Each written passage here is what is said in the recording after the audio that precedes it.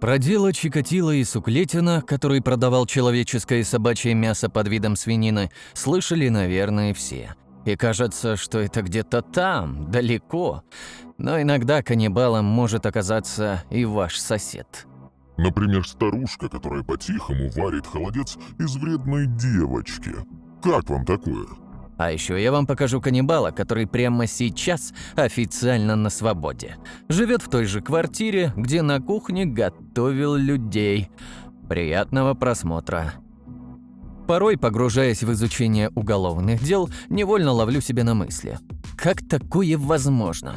Как преступник сумел так долго скрывать свои злодеяния от чужих глаз? Может ли быть, что прямо рядом, за стенкой, живет человек с темным прошлым, и мы даже не подозреваем об этом? Почему же все оказалось таким очевидным только после раскрытия дела?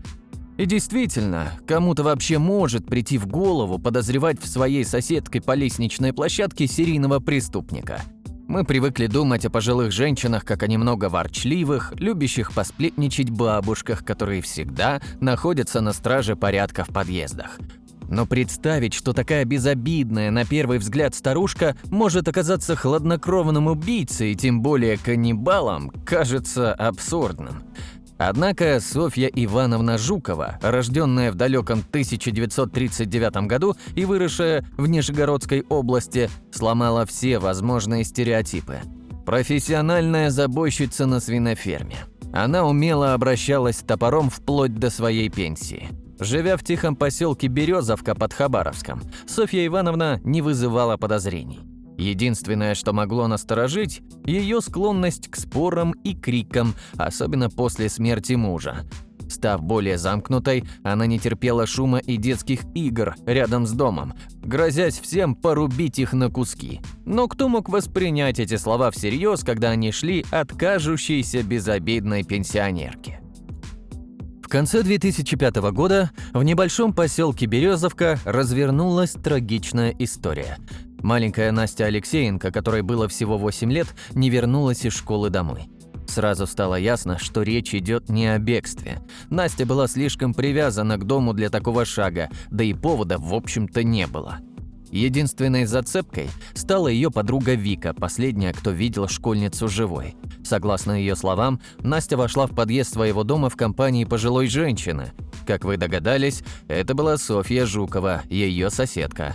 Следователи незамедлительно допросили пенсионерку, которая уверенно заявила о дружбе с исчезнувшей девочкой.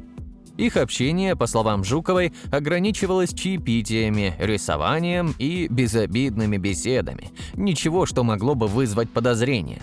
Хотя, согласно показаниям Вики, пенсионерка несколько раз угрожала Насте в окно, когда дети слишком шумели, а также была последней, с кем видели девочку. Тем не менее, все эти факты оказались незначительными для следствия и со временем отошли на второй план, так как в преддверии Нового года на местной свалке обнаружили пакет с костями девочки, что породило слухи о маньяке в Хабаровске и вызвало панику среди местных жителей. Несмотря на шокирующее открытие, виновник так и не был найден, и расследование зашло в тупик, оставив множество вопросов без ответов. Но, как вы догадываетесь, на этом дело не закончилось. В марте 2013 года в жизни Софьи Ивановны Жуковой произошел еще один инцидент, который привлек внимание полиции. Анастасия Михеева, старинная знакомая Жуковой, решила сменить обстановку. Продав квартиру в Хабаровске, она планировала переезд в столицу к своей дочери. Однако неожиданные задержки с документами заставили ее на время остаться без крова, и Жукова предложила свою помощь. Через несколько дней после переезда к Жуковой Михеева внезапно пропала, перестав выходить на связь с близкими. Неожиданно, не так ли? Озабоченная дочь Михеевой обратилась в полицию, чтобы разыскать пропавшую мать. Информация о том, что Михеева временно жила у Жуковой, была известна как родственникам, так и местному почтальону, доставляющему пенсии обеим женщинам. Прибыв на место, полицейские обнаружили в квартире у Жуковой следы крови, на что она спокойно объяснила: во время ссоры, вызванной неожиданным решением Михеевой уехать в Приморье после получения пенсии, Михеева поранилась, и кровь попала на обои и батареи. Казалось бы, кровь есть, подруги нет. Все очевидно. Особенно если вспомнить маленькую девочку, которая также исчезла после визита к пенсионерке. Но нет, эту историю о кровавом конфликте, последовавшем за резкими изменениями планов Михеевой, полиция восприняла без должного скептицизма. Всякое ведь бывает, не так ли? Родственники Михеевой пытались убедить полицию в том, что у Михеевой не было родных в Приморье, и она никак не могла туда уехать. Однако дальнейшее расследование не последовало, и дело было приостановлено ввиду отсутствия весомых доказательств для привлечения Жуковой к ответственности. После исчезновения Михеевой соседи стали замечать, что Жукова начала появляться в одежде пропавшей и угощать их мясными блюдами, что еще больше усилило мрачные домыслы вокруг этой загадочной истории. Лишь в начале 2019 года судьба Софьи Жуковой приняла решающий поворот. А основанием для этого стало исчезновение 62-летнего дворника Василия Шляхтича, временно арендовавшего уголок в ее доме за 10 тысяч рублей в месяц. После ссоры с сожительницей накануне Нового года Шляхтич обратился к Жуковой с просьбой временного приюта, на что она согласилась. Однако 28 января мужчина перестал выходить на связь и не вышел на работу. Вскоре его начали искать, и расследование привело к допросам Жуковой, которая упорно отрицала его пребывание у нее дольше нескольких дней и утверждала, что видела его лишь случайно выпивающим во дворе, в то время как соседи рассказывали совсем иную историю. Шляхтич переехал к Жуковой еще до Нового года, и в последующие дни из ее квартиры доносились подозрительные звуки глухих ударов от мытья полов ночью. На следующее утро, после исчезновения Шляхтича, Жукову видели выносящей тяжелые пакеты на мусор. На удивление, тут следствие что-то начало подозревать. В ее квартире обнаружились кровавые следы, а на инструментах, включая топор и пилу, также нашли кровь.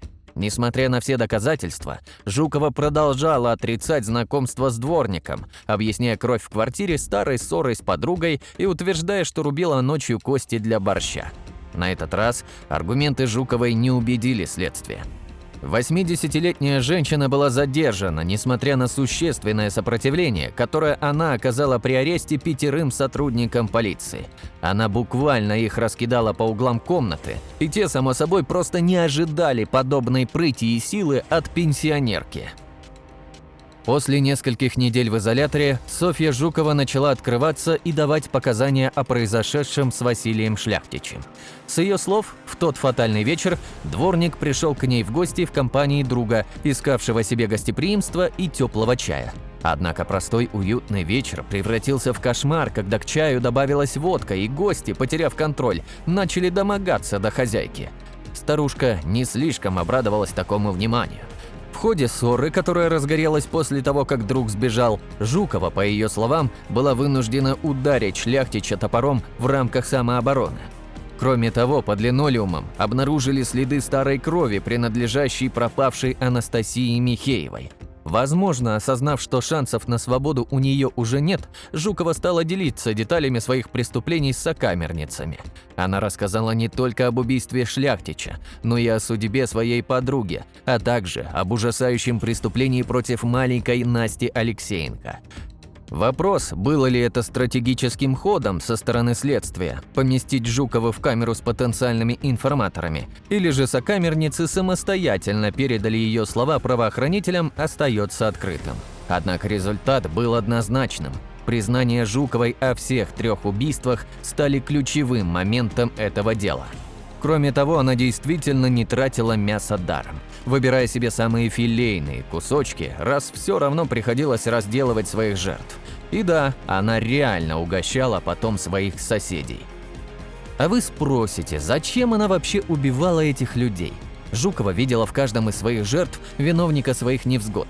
Настя, по ее словам, нарушала тишину, кричала и бегала, вызывая раздражение. А в роковой день бросила мороженым в старушку. Такое пенсионерка не смогла простить. Подружка Анастасия Михеева, по мнению Жуковой, проявила высокомерие, забыв о благодеяниях, и не захотела делиться деньгами, не выразив свою благодарность за проживание. Василий Шляхтич же, согласно ее утверждениям, пытался превысить границы приличия, как я говорил ранее. Эти обвинения, выдвинутые Жуковой, были в ее глазах достаточным основанием для крайних мер.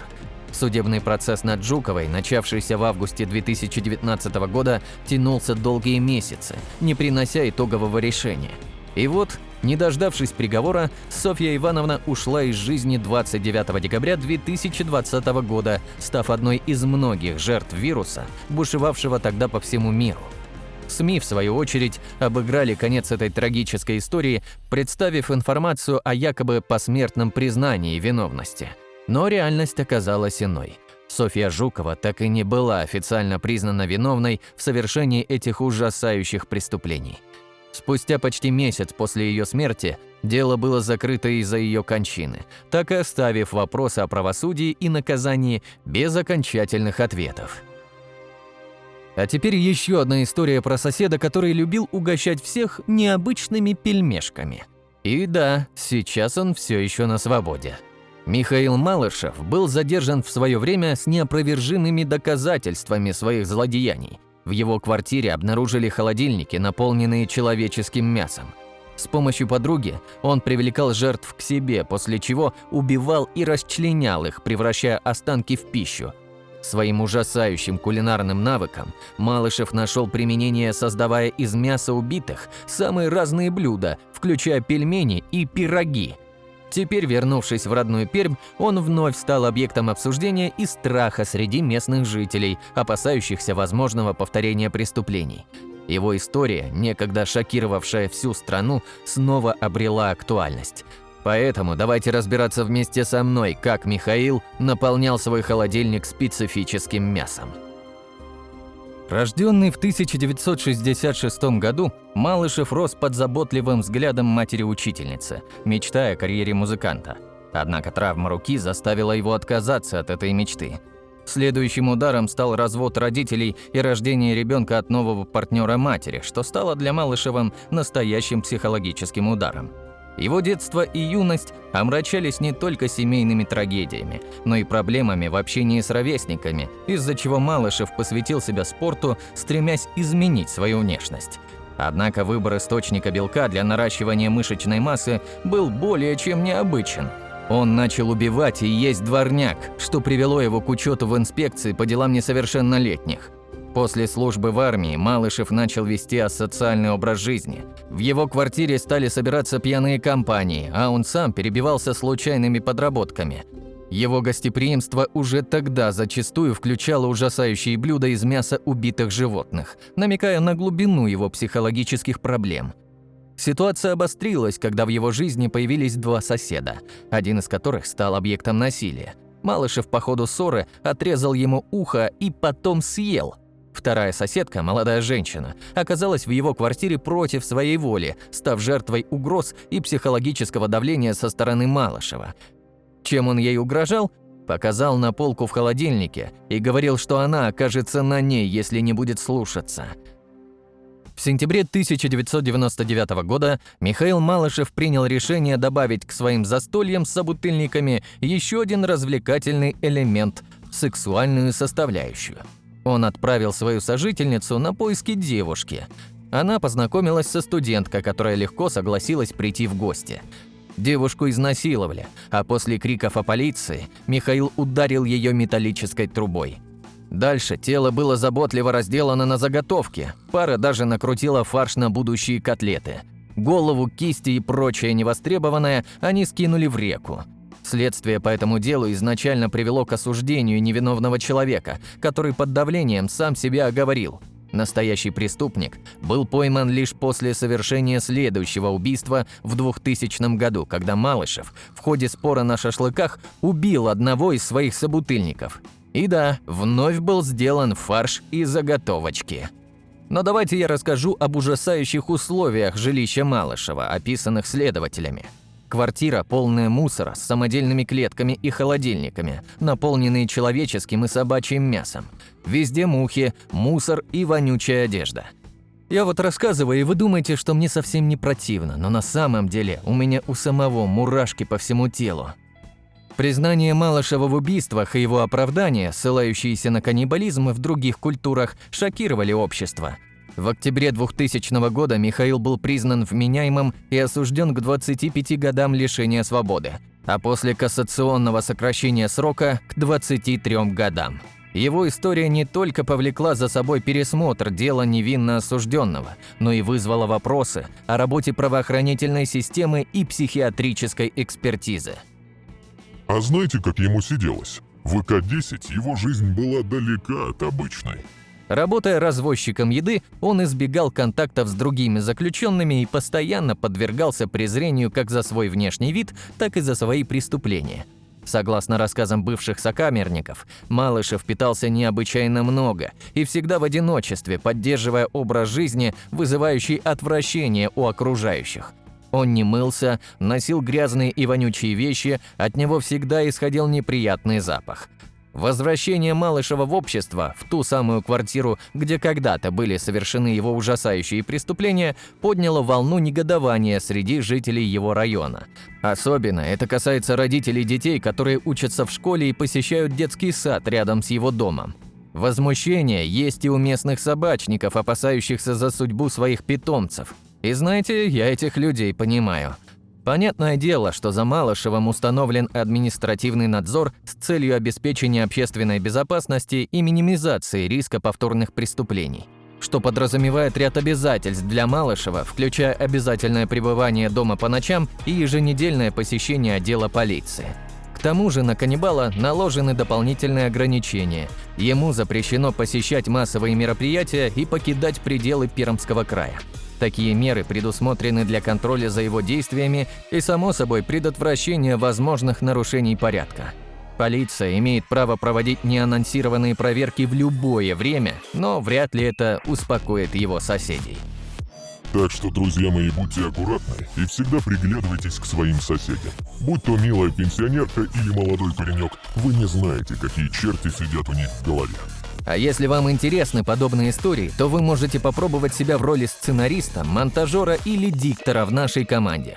Пишите в нашего телеграм-бота, ссылочка будет в описании. Спасибо за просмотр, не забудь подписаться, поставить лайк и до встречи в следующих видеороликах. Пока!